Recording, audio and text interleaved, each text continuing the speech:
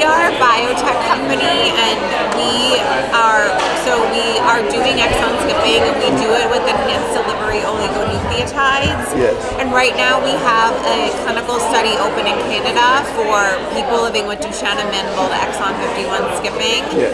And then later this year, we'll be opening another study that will be in the US, the UK, and some European countries.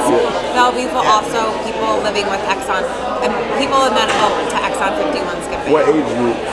So in Canada, it's ages 8 and older, in both ambulatory and non-ambulatory. And then the other study, the Connect 2 study, that's in the US, the UK, and parts of EU, will be 6 and older. So What about so my age? I'm 26, so it can go to me too.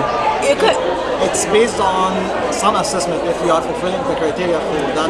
Yeah. If something related to the heart function, the lung function. There's other criteria. Yeah. I may not be able to get it simply because I had a heart transplant, so I may not be able to get that. Okay.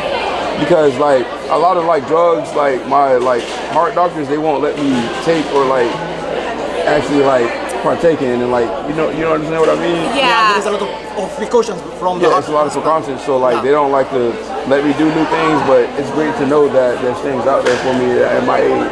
There's things out there, and clinical studies, as you probably know, typically have a much more strict inclusion criteria of who can be in the study compared to if and one day that drug gets approved. And then typically, once a drug is approved, it's a little bit less stringent on who can have access to it because you have that much more safety data.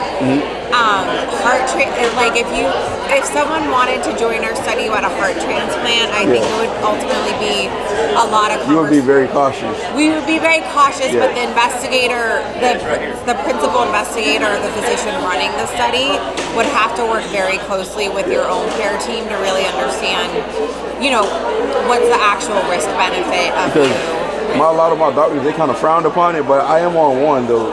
Have you guys heard of Exondys? Yes. I'm doing that. I've been doing that for 3 years now.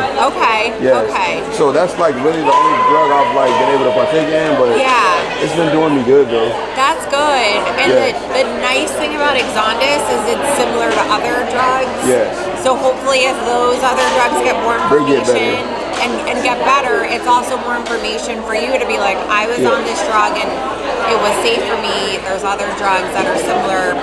Would that give me more clarity if it's safe for you? So, yeah. And I just want to say thank you guys for letting me talk to you guys. Oh yeah. Can you guys introduce yourselves to the video? So, sure. I'm Elena Tress. I work in patient advocacy at Pepgen. Hi, my name is Bassam Marcos. I'm in the clinical development of Pepgen.